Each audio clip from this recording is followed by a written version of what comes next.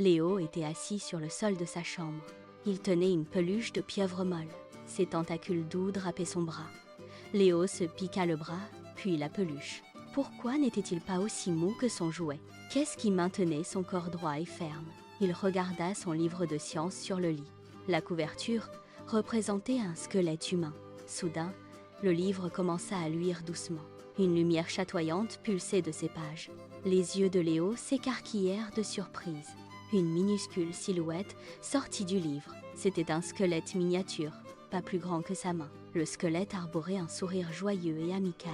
Il fit un signe de sa petite main osseuse à Léo. « Bonjour, Léo » gazouilla le petit squelette. « Je suis Oscar, et je suis là pour vous aider. » Léo cligna des yeux, complètement étonné. « Tu as posé une excellente question » continua Oscar. « Qu'est-ce qui empêche votre corps d'être mou ?»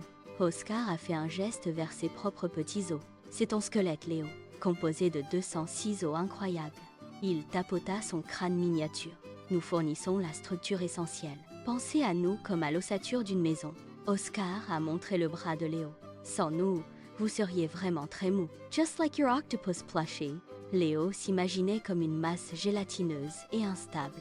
Il gloussa à cette pensée. Vous ne seriez pas capable de rester debout ou de bouger. Pas de course, pas de saut, pas de jeu. Oscar a fait une petite gigue sur le livre. La fascination de Léo grandissait à chaque mot, ses yeux pétillant d'une curiosité nouvelle. Alors, mes os sont à l'intérieur de moi? Oui, les soutiens cachés, s'exclama Oscar. Il travaille dur en ce moment. Léo lui toucha de nouveau le bras, sentant la fermeté. Il n'avait jamais pensé à ses os auparavant.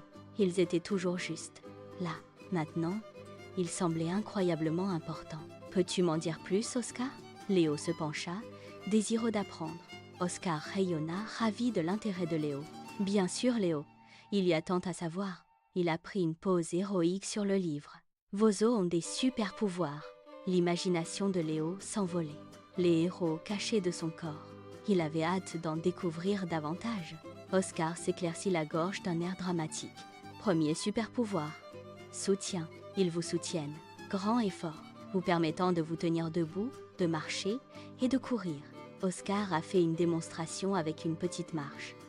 Léo mima la marche, sentant ses propres os. Il ressentit une nouvelle appréciation pour son corps. Oscar s'est préparé pour la prochaine révélation de super pouvoirs. Les yeux de Léo s'écarquillèrent, avides de plus de connaissances. Oscar, le squelette miniature, rayonnait de joie. Il commença. Les os ont 3 super pouvoirs incroyables. Léo se pencha, captivé par les mots d'Oscar. Premier super pouvoir. Soutien, déclara Oscar. Il a fait un geste vers la posture droite de Léo. Ils vous permettent de rester debout, de marcher et même de courir. Léo s'imaginait courant, fort et régulier. Sans os, il serait une pieuvre molle. Deuxième super pouvoir, mouvement, continua Oscar. Il remua son petit bras. En démonstration, les articulations comme les genoux et les coudes vous aident à bouger. Léo plia le bras, sentant son articulation du coude. Il réalisa avec quelle aisance il bougeait chaque jour. Troisième super pouvoir. Protection, annonça Oscar. Il a pointé la tête de Léo. Ton crâne protège ton cerveau. Léo se toucha la tête, sentant l'os dur. Oscar tapota sa propre petite cage thoracique. Votre cage thoracique protège votre cœur et vos poumons. La mâchoire de Léo tomba. Ses os étaient de vrais super-héros. Il regarda Oscar avec un respect renouvelé. « Comment puis-je garder mes super-héros aussi forts ?» demanda Léo. Oscar sourit, satisfait de l'enthousiasme de Léo. « Mangez des aliments riches en calcium », conseilla-t-il. Il a cité des exemples. Lait, fromage et légumes verts. Léo imagina un verre de lait et une assiette de brocoli. Et l'activité physique est super importante. Oscar a fait un petit saut de gymnastique. Jouer, sauter et courir rendent les os plus forts. Léo s'imaginait jouer au football, plein d'énergie. Il sentit une vague d'inspiration. « Je vais boire plus de lait », déclara Léo, « et jouer dehors tous les jours. » Oscar hocha la tête avec approbation, son sourire s'élargissant. Le livre de science sur le bureau recommença à briller. Oscar flotta vers les pages scintillantes. « Il est temps pour moi de partir », dit-il joyeusement.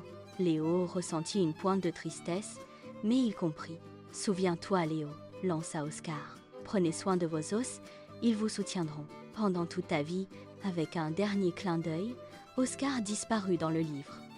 La lueur s'est estompée et le livre est revenu à la normale. Léo resta assis en silence, traitant tout. Il regarda sa main, puis son bras. Il sentit la structure solide sous sa peau. Sa peluche pieuvre gisait à proximité, douce et molle. Léo sourit, sachant que son propre corps était incroyable. Il se leva, se sentant fort et soutenu. Il se dirigea vers la cuisine, une nouvelle mission en tête. Il a ouvert la porte du réfrigérateur, il a tendu la main vers la brique de lait. Puis, il regarda par la fenêtre, le soleil brillait de mille feux. Une journée parfaite pour jouer dehors. Léo savait que ses os étaient prêts pour l'aventure. Il les garderait forts, tout comme Oscar l'avait dit. Son corps, une merveille de soutien et de mouvement. Grâce à ses incroyables hausses de super-héros, Léo était reconnaissant pour son cadre interne.